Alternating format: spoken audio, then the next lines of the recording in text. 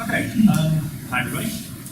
So today I'm trying to take on a very big topic in a very short period of time. So I didn't prepare anything too specific. I wanted to allow myself to, I suppose, embody some of what I'm speaking and to attempt to attune to what feels the best to say, and hopefully that is attuned to what the room needs to hear as well. So what I'm presenting is the culmination of some work that I've been doing with a professor of mine at the University of Toronto. His name is Dr. Deki, and he's currently organizing the writing of a book that I'm contributing to. It's called The Cognitive Continuum from Insight to Enlightenment. And I changed the title of it to emphasize why we're all here today, which is how does psychedelics fit into the picture of being, and essentially optimal being. So I'd also like to acknowledge some of the other collaborators on this book, my colleagues Madeline Abramian and Hannah Cho have done a lot of work in laying out certain aspects of this, so this is a collection of some work that the four of us have done together. So what I want to do is cover three basic areas. One of them is, first, how do we make sense of the phenomenon of enlightenment? How do we make sense of the neurocognitive things that are involved in that, which is what I call a cognitive continuum, and then how do psychedelics fit into that role? So I'm going to start in the first thing that I said, roughly in that order. So enlightenment is characterized by insight first and foremost. The first instance of enlightenment is a existential insight. As Chris Page said earlier today, it's the kind of vision that requires you to conform your being to some greater truth. It requires you modulate your entire existence. Now, insights typically happen within the frame of a problem. There's a large body of literature on insight problem solving, and we know that there are particular neurological underpinnings in that. There's a burst of activation in the right temporal lobe, a disordering of certain functional connectivity networks, and then it settles back into a new state of order, which comes with a new way of seeing things. And interestingly, that also seems to be at play in the mystical experience, the unitive mystical experience. The closer we get to more disorder in the brain, the closer you get to an experience of absolute union and ego dissolution. There's a dose-dependent effect in that. And so it's no surprise that the mystical experience of union is one that, well, is insightful. And it seems neurologically to be just an experience of insight at a greater depth and magnitude to the ones you have when you're solving a problem and you go, aha, now I see this in a new light. Now, one of the problems is integrating that experience of mystical union with some sort of personality development and personality change. And what the role of that mystical experience is to initiate a journey. That's not the end of the journey, and in fact, as was mentioned earlier, there is no end to this journey. And that is true from a neurocognitive perspective as it is from a mystical perspective. The process of enlightenment is always a process, and it's a developmental process, right? It's this same way that you would experience development from childhood to adulthood. And the philosopher Pierre Hadot has a great saying, I think, which is, as the adult is to the child, so the sage is to the adult. So there's a fundamental shift in being that comes with the enlightenment experience.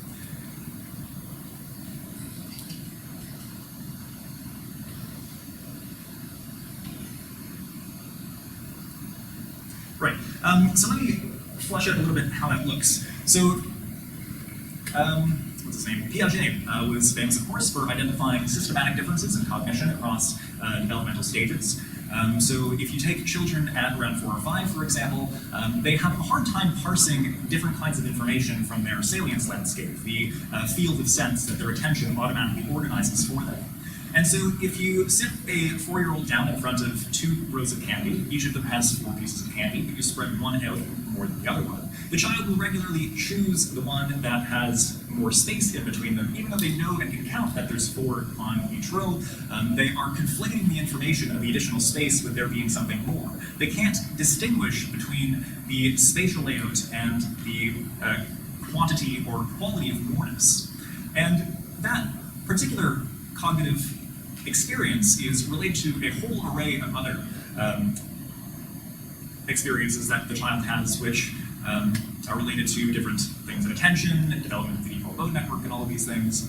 And so, as that shifts, when we become older, we become to parse apart more dimensions of our experience, and we come to see more things as different, and we get more clarity and more truth.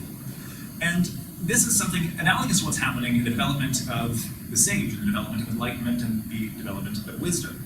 You come to be able to parse reality in a way that's more true. And an important notion to this is the notion of optimal grip. So this is a notion that's just been brought into neuroscience. It was first used in phenomenology. So the common example is that optimal grip is a perceptual phenomenon. So if I'm looking at a painting, for example, I want to not stand too close because I can't make up the details. And I don't want to stand too far away because, again, I can't make up the details. I want to allow it to fill up a particular expanse of my experience such that I can grasp as much detail as I need to appreciate the beauty within the piece. Now, optimal grip doesn't just refer to the experience of perception, but also to social perception and social being.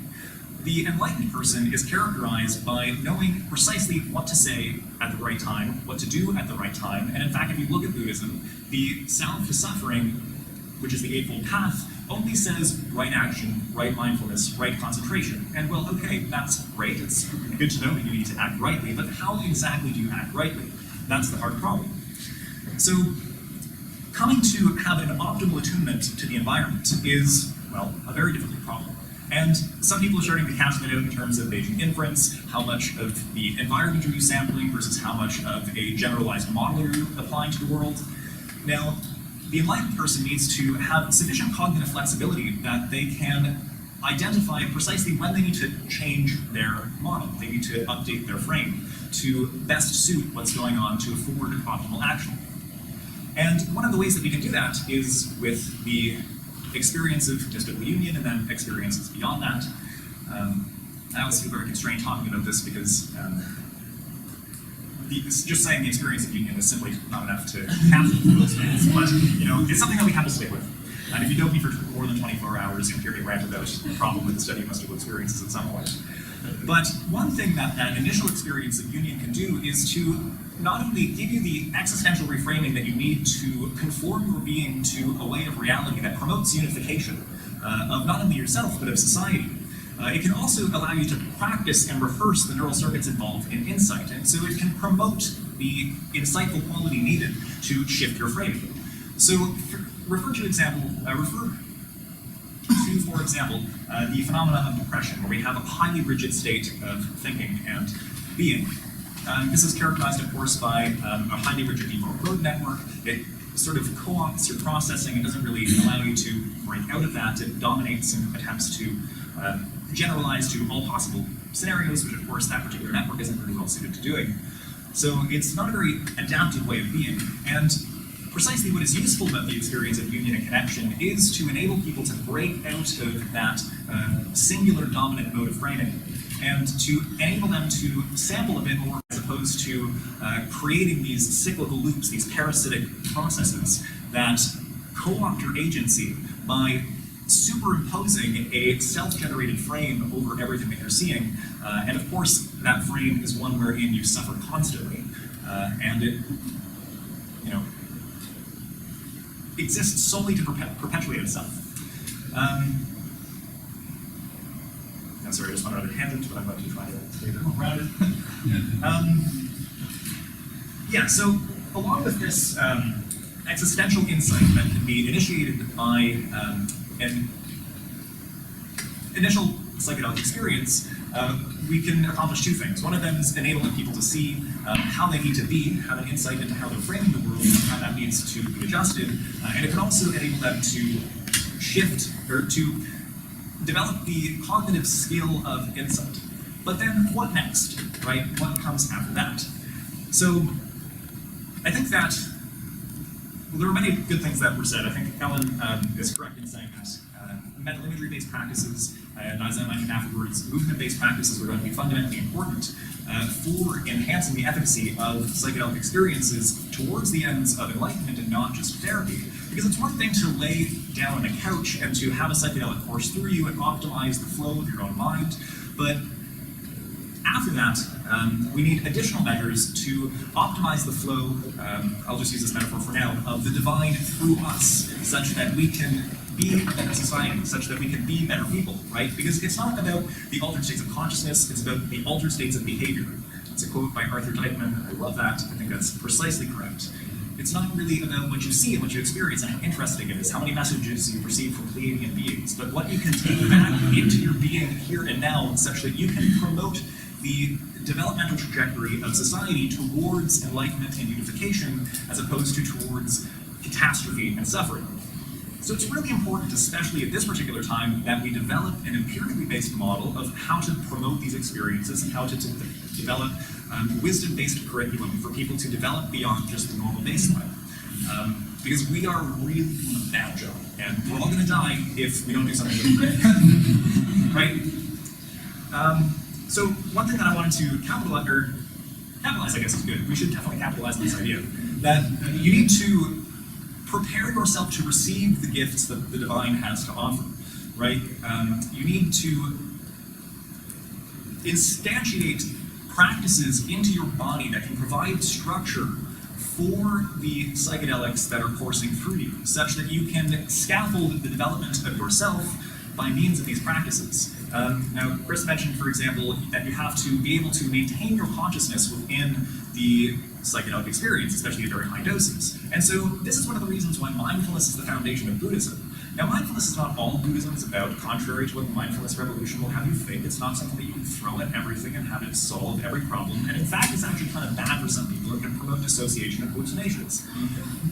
But it's the foundation, because when you do more complicated practices, especially like higher deity yoga and tantric Buddhism, where you're generating hallucinatory landscapes and merging yourself with them, you need to be able to pull your attention back to focus so that you don't get distracted. Because if you get distracted, not only are you not going to remember it and not take anything back, but you might allow darker parts of your psyche to emerge and to take over and hijack the trip and promote suffering as opposed to salvation.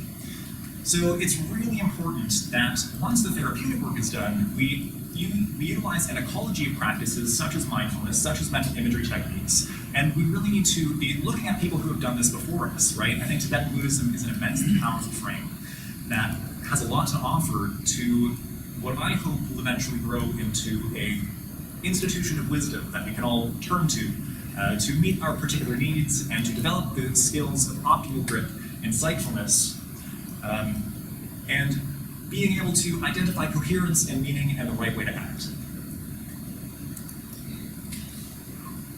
I think that's it.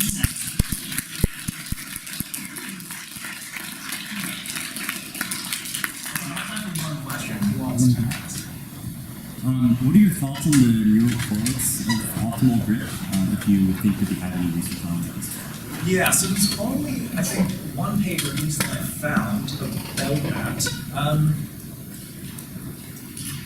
So it's really preliminary. I don't think I can say too much about it other than that, and it's completely theoretical. It's not really observational. It's just like, here's how like the inference updating within a system would look if it was doing optimal grip.